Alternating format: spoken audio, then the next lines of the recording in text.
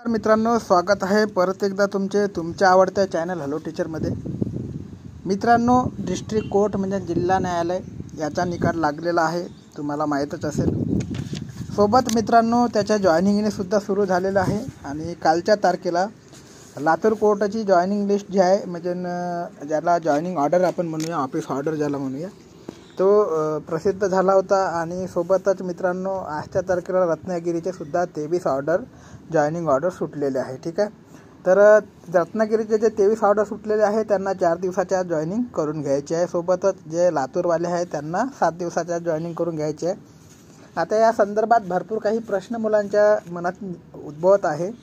काहींचं असं म्हणणं आहे की त्यांनी जे नोटिफिकेशन पाठवलं आहे त्याच्यामध्ये जे टेम्पररी ड्युटीचा उल्लेख केलेला आहे, ते टेम्पररी ड्युटी म्हणजे काय, नेमका प्रोबेशनल पिरियड किती वर्षापर्यंत असतो आणि कोणत्या कारणासाठी जे आहे तुम्हाला कसल्या प्रकारचं कारण न दाखवता ते काढू शकतात, ह्या सगळ्या गोष्टीची माहिती मी तुम्हाला व्हिडिओच्या माध्यमातून देणार आहे। व्हिडिओला मित्रांनो शेवटपर्यंत नक्की बघा आणि चॅनलला नवीन असाल तर लाईक आणि सबस्क्राईब करायला विसरू नका। तर मित्रांनो बघा, ऑफिस ऑर्डर आलेली आहे लातूर कोर्टाची। ठीक आहे, सोबतच ज्या काही प्रश्न आहेत त्या प्रश्नाचे सर्व उत्तर मी देण्याचा प्रयत्न करील। आपला एक हॅलो टीचर YT नावाचा ऑफिशियल चॅनल आहे। तुमचे काही प्रश्न असेल तर तुम्ही तिथे सुद्धा मला विचारू शकता किंवा व्हिडिओच्या कमेंट बॉक्समध्ये कमेंट करून सुद्धा विचारू शकता। मी प्रत्येक प्रश्नाचे उत्तर देण्याचा प्रयत्न करेल। ठीक आहे मित्रांनो, जॉइनिंगला जाताना तुम्हाला कोणते डॉक्युमेंट्स न्यायचे आहे ते सुद्धा मी सांगणार आहे। आणि ज्या मुलांना वाटत असेल की आमचा सगळा स्कोर चांगला असून आम्हाला इंटरव्ह्यूमध्ये फक्त काही नॉमिनल प्रश्न विचारण्यात आले, ज्याच्यामध्ये विचारण्यात आले होते की तुमचं नाव काय, तुम्हाला तुमची आई काय करते, वडील काय करते, भाऊ किती आहे, बहीण किती आहे, आणि या प्रश्नाच्या बेसिकवर इंटरव्ह्यूमध्ये कसा काय स्कोर कमी येऊ शकतो आणि कशा प्रकारे ते इंटरव्ह्यूमध्ये नापास करू शकतात किंवा फेल करू शकतात, या प्रश्नाची सुद्धा मी उत्तरं तुम्हाला व्हिडिओच्या माध्यमातून देणार आहे। ठीक आहे, सर्वात अगोदर मित्रांनो हा ऑर्डर जो आहे तुमच्यासमोर तो ऑर्डर बघा। आणि आणखी एक गोष्ट म्हणजे जो ऑर्डर आहे मित्रांनो तो डिक्लेअर वेबसाईटवर केला जात नाही किंवा केला नसेल त्यांनी, आणि जे जॉइनिंग लेटर आहे ते बाय मेल तुम्हाला पाठवलं जात आहे, म्हणजे तुम्हाला मेल ID आहे जी तुमची वेळोवेळी चेक करत राहायची आहे। ठीक आहे, पोस्टाने जे ऑर्डर आहे त्याची पोस्टाने ऑर्डर येण्याचं जवळपास जे आहे ते संपलंच आहे। पोस्टाने ऑर्डर आता पाठवले जात नाही। जर कोर्टाने पाठवले तर त्याची वेगळी बाब आहे, परंतु पोस्टाने ऑर्डर पाठवले जात नाही।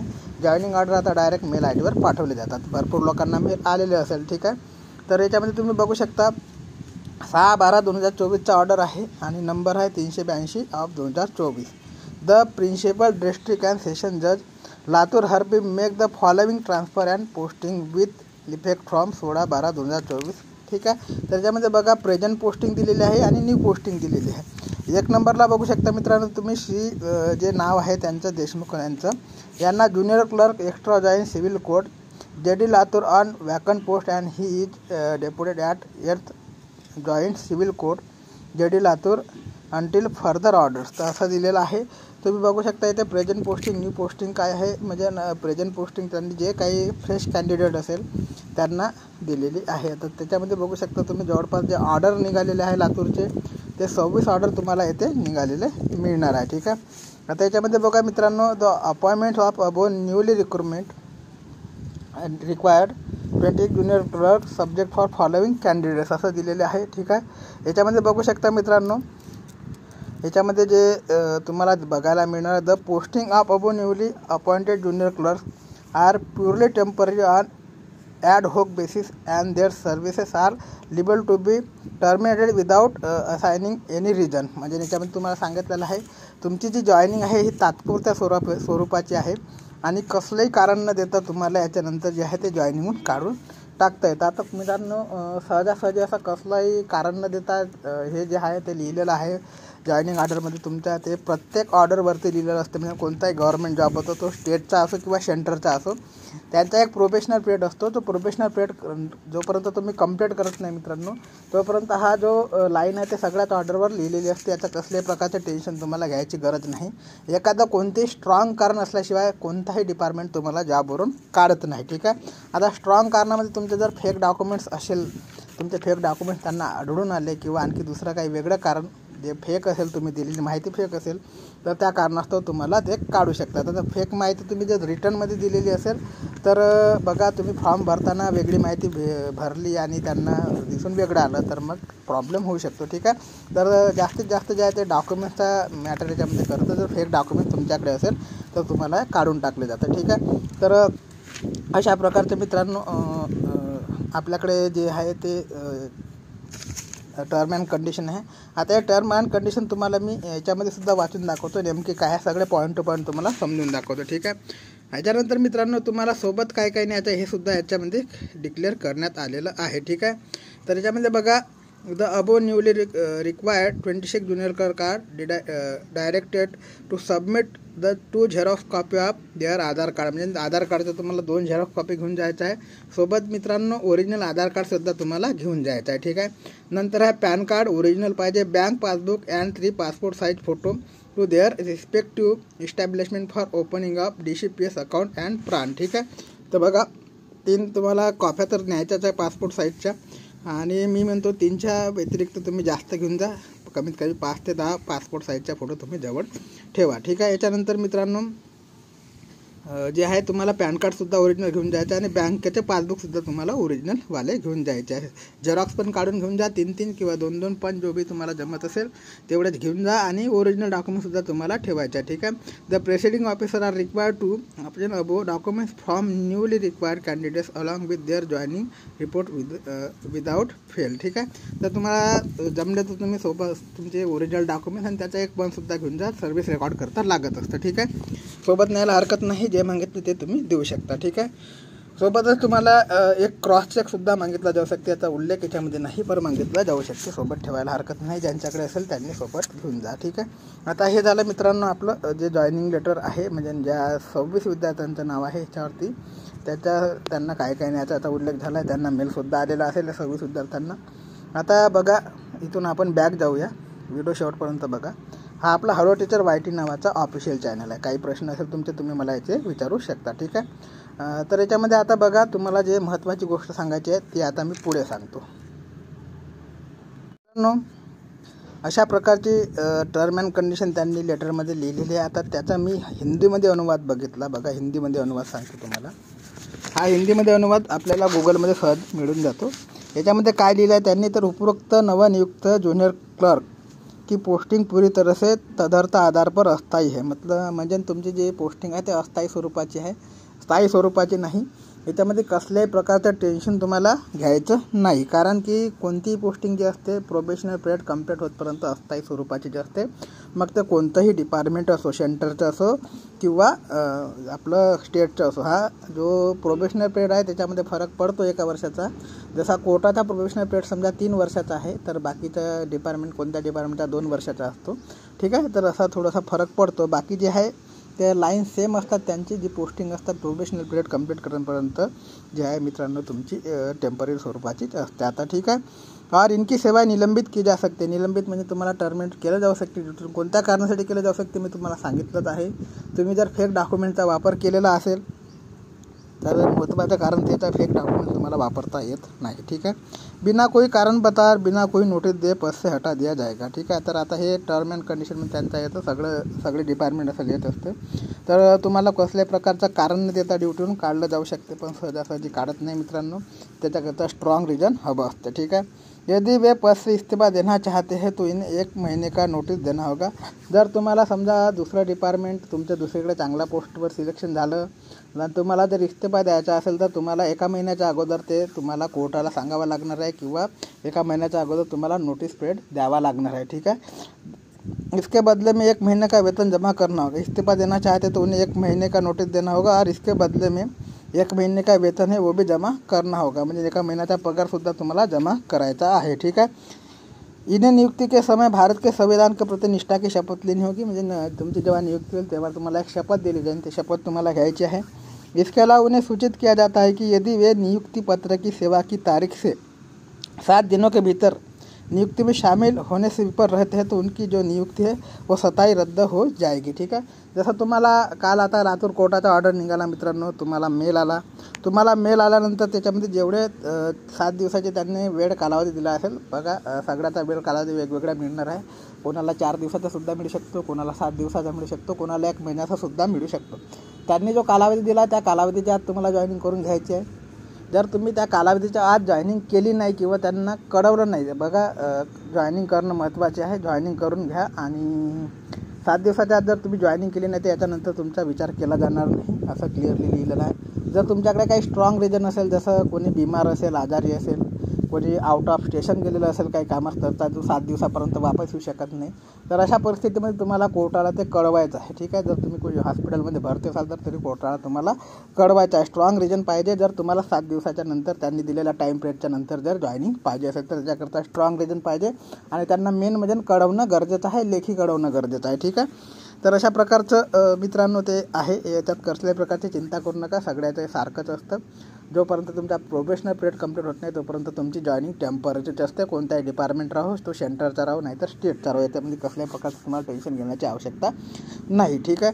आता डॉक्युमेंट्समध्ये काय काय लागणार आहे बघा, आधार कार्ड ओरिजिनल घेऊन जा, सोबत 2 झेरॉक्स कॉपी घेऊन जा, बँक पासबुक 2 झेरॉक्स कॉपीसोबत राष्ट्रीयकृत बँकेचं पाहिजे आहे, कॅन्सल चेक मागितला असेल तर एक घेऊन जा आणि तो कॅन्सल चेक कसा करायचा ते सुद्धा मी तुम्हाला दाखवतो। फोटो 5 ते 10 तुमच्याजवळ बाळगा, ठीक आहे, पासपोर्ट साईज फोटो। आता बघा कॅन्सल चेक जो आहे तो कॅन्सल चेक अशा प्रकारे केला जातो। आता भरपूर लोकांकडे कॅन्सल चेक नसेलही, जसा उल्लेख त्यांनी केला असेल कॅन्सल चेकचा, पण तुमच्याकडे नसेल तर मग तुम्ही नंतरसुद्धा देऊ शकता। त्यांना तसं कळवा की आम्हाला चेकची गरज पडली नाही म्हणून आम्ही काही काढला नाही। तरी ज्यांची जॉईनिंग झाली असेल मित्रांनो, ज्यांच्या जॉईनिंग ऑर्डरमध्ये नाव असेल त्यांनी आताच चेकबुक बनवायला टाकून द्या। 5 ते 10 दिवसामध्ये, 5 दिवस नाही पण 10 दिवसामध्ये कमीत कमी तुमचं चेकबुक येऊ शकतं, ठीक आहे। तर चेकबुक बनवायला टाकून द्या, जास्त काही प्रोसेस नसते चेकबुक बनवायची, एक फॉर्म तुम्हाला भरायचा असतं बँकेत जाऊन, तुमचं चेकबुकची प्रोसेस सुरू होऊन जाते, ठीक आहे। तर चेकबुक बनवायला टाका ज्यांचे नाव असेल त्यांनी, जरी त्यांच्याकडे नसेल किंवा वेळेवर मिळालं नाही तरी काही प्रॉब्लेम येणार नाही। आता मित्रांनो महत्त्वाचं असं आहे की भरपूर लोकांचे मेसेज आहेत की सर आमचा जो इंटरव्ह्यू आहे तो आम्हाला काहीच विचारलं नाही, म्हणजे नाव विचारलं, गाव विचारलं, वस्तू प्राणी जे काही समथिंग विचारलं असेल ते विचारलं, आई काय करतात, वडील काय करतात, भाऊ काय करते, बहीण काय करते, किती भाऊ आहे, किती बहिणी आहे, हे जनरली हेच प्रश्न होते मित्रांनो जे होते ते इंटरव्ह्यूला। आता भरपूर काही लोकांचं असं सुद्धा म्हणणं आहे की आमची जी रँक होती ती वरत होती, नंतर आमच्या खालच्या रँकवाले गेले। मित्रांनो बघा, तुमची जी रँक होते रिटर्नच्या नंतर लागली, रिटर्नच्या नंतर तुमची टायपिंगची आणि इंटरव्ह्यूची रँक आहे ती वेगळी लागत असते। आता तुमचा सिरियल नंबर जर रिटर्नमध्ये पहिल्या नंबरला असेल, त्याच्यानंतर तुमच्या टायपिंगची जी रँक आहे, टायपिंग 2 टायपिंग, मराठी टायपिंग आणि इंग्रजी टायपिंग, याचा वेगळा स्कोअर काउंट केला जातो, त्याच्यानंतर तुमची रँक ठरत असते इंटरव्ह्यूच्या नंतर, ठीक आहे। तर आता इंटरव्ह्यूच्या नंतर बघा सिरियल नंबरनुसार गैरसमज करून घेऊ नका। जसा एखादा विद्यार्थी 2 नंबरला असेल, रिटर्न एक्झामच्या नंतर त्याचा निकाल 2 नंबरला रँकवर आलेला असेल, परंतु त्याच्यानंतर जर टायपिंग मराठी आणि इंग्रजी टायपिंग जो स्कोअर ते शो करत नाही आणि इंटरव्ह्यू तर याच्यानंतरचा जो मित्रांनो तुमचा फायनल असेल, तर त्याच्यानंतर जो समजा तुम्ही 2 नंबरला असून नंतर मग टायपिंग तुमचं थोडीशी मिस्टेक झाली किंवा काही झाली तर नंतर तुम्ही 5-6 नंबरला जरी फेकला गेला किंवा 10 नंबरला फेकला गेला तरी तुमची जी रँक आहे ते 2 नंबरात दाखवत असते। त्यामुळे गैरसमज करून घेऊ नका की माझी जी रँक आहे ती रिटर्नच्या वेळेस होती ती टायपिंगच्या वेळेससुद्धा राहीलच, ठीक आहे। हा पहिला प्रश्न झाला। आणि दुसरा जे प्रश्न आहे भरपूर येत आहेत की सर आमचं जे इंटरव्ह्यू आहे इंटरव्ह्यूमध्ये आम्हाला काहीच विचारलं नाही, जसे नाव विचारले, नाव सांगितले, नंतर वडील काय करतात, आई काय करतात, हे सगळ्या गोष्टी सांगितल्या। तर इंटरव्ह्यूमध्ये मित्रांनो भरपूर काही तुमचं चेक केलं जाते। बघा माझ्या मतानुसार काय चेक केलं जाते ते सुद्धा मी तुम्हाला सांगतो। ड्रेस कोडमध्ये तुम्ही गेलात असाल, ब्लॅक पॅन्ट, व्हाईट शर्ट इंटरव्ह्यूच्या वेळेस आणि ब्लॅक शूज, याच्यामध्ये भरपूर काही विद्यार्थी गेले होते, आपण सांगितलं होतं ह्या ड्रेसमध्ये तुम्हाला जायचं आहे, ठीक आहे। तुमच्या पर्सनॅलिटी चेकअप होते, 4-5 लोक बसलेले असतात। त्याच्यानंतर महत्त्वाचे जे आहे मित्रांनो, तुम्ही काय सांगितलं इंटरव्ह्यूमध्ये, तुम्ही तुमचं नाव सांगितलं, त्याच्यानंतर आई काय करतात, समजा तुमची फायनान्शियल कंडिशनसुद्धा इंटरव्ह्यूमध्ये बघितली जाते। माझ्या मतानुसार तुमचे आई किंवा वडील समजा गव्हर्नमेंट ड्युटीवर असेल तरीसुद्धा तुमच्या इंटरव्ह्यूवर त्याचा इफेक्ट पडू शकतो, ठीक आहे। कारण की फायनान्शियल कंडिशन बघितली जाते, जास्त तर कोर्टामध्ये बघितली जाते माझ्या मतानुसार। तुमचे आई वडील जर गव्हर्नमेंट ड्युटीवर असेल, तुमची फायनल कंडिशन चांगली असेल, तुमच्या घरी शेती वगैरे असेल, तुम्हाला विचारलं असेल त्यांनी शेती वगैरे काय आहे, किती आहे, तुम्ही सांगितलं असेल एकच भाऊ आहे, आणि एवढी शेती आहे, माझे वडील ड्युटीवर आहे वगैरे, तरीसुद्धा त्याचा जो परिणाम आहे तुमचा इंटरव्ह्यू होऊ शकतो. त्याच्यामुळे कसल्याही प्रकारचं जे आहे मित्रांनो, याच्या दुविधात राहू नका की आम्हाला इंटरव्ह्यूमध्ये काहीच विचारलं नाही आणि आम्ही जे सांगितले ॲक्च्युली फायनान्शियल कंडिशन पाहायला नको. कारण की जे पण विद्यार्थी जातात ते फार मेहनत करून वरती जात असतात आणि ज्यांचं पण सिलेक्शन झाला पाहिजे म्हणजे व्हायला पाहिजे. इंटरव्ह्यूमध्ये फक्त फायनान्शियल कंडिशन बघून त्यांना काढायला नको पाहिजे, हे माझं मत आहे. परंतु कोर्टाची जी प्रोसेस आहे ते कोर्ट आपल्या मताने करणारच आहे. ठीक आहे. तर मेन म्हणजे इंटरव्ह्यूमध्ये तुम्ही आई वडील जर ड्युटीवर सांगितले असेल आणि तुमची फायनान्शियल कंडिशन चांगली असेल तर मग तुम्हाला थोडासा इफेक्ट होऊ शकतो. ठीक आहे. तर अशा प्रकारचे काही आहेत मित्रांनो. पुन्हा काही प्रश्न असेल तुमचे तर तुम्ही कमेंट बॉक्समध्ये कमेंट करून मला विचारू शकता किंवा टेलिग्राम चॅनललासुद्धा मेसेज करू शकता. बाकी काही पुन्हा अपडेट येणारच आहे आता कोर्टाची. जेवढी नवीन अपडेट येणार आहे सगळी अपडेट मी तुम्हाला जे आहे तुमचे प्रश्न असेल त्या प्रश्नाशी सांगणार आहे. तर चॅनलला नवीन असाल तर लाईक आणि सबस्क्राईब करायला विसरू नका. तोपर्यंत मित्रांनो, जय हिंद, जय महाराष्ट्र, जय शिवराय. आणखी जाता एक गोष्ट सांगून जातो मित्रांनो.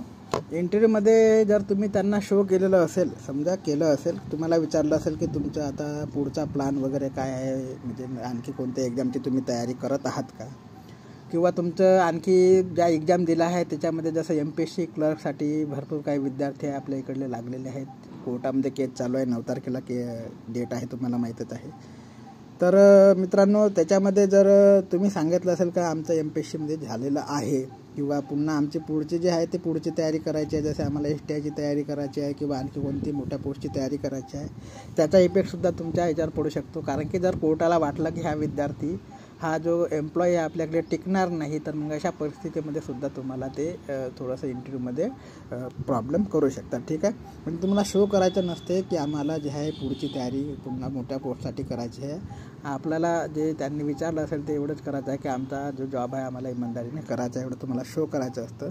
बाकी जर तुम्ही केलं असेल की मला याची तयारी करायची आहे, त्याची करायची आहे, आमचं इथे सिलेक्शन झालेलं आहे, याचा कोर्ट केस चालू आहे, त्यामुळे आम्हाला वेळ लागत आहे, तर मग त्याचासुद्धा इफेक्ट तुमच्या याच्यावर पडू शकतो. ठीक आहे. बाकी काही एवढं म्हणजे इंटरव्ह्यूमध्ये त्यांनी काही हार्ड प्रश्न असे काही विचारलेले नव्हते. ठीक आहे. असं माझ्या मताने वाटतं की फायनान्शियल कंडिशन आणि तुमचं जर भविष्यातील काही एक्झामची तुमची तयारी असेल किंवा कुठे तुमचं सिलेक्शन झालेलं असेल मोठ्या पोस्टवर, तर त्याचासुद्धा इफेक्ट तुमच्या इंटरव्ह्यूवर पडलेला आहे.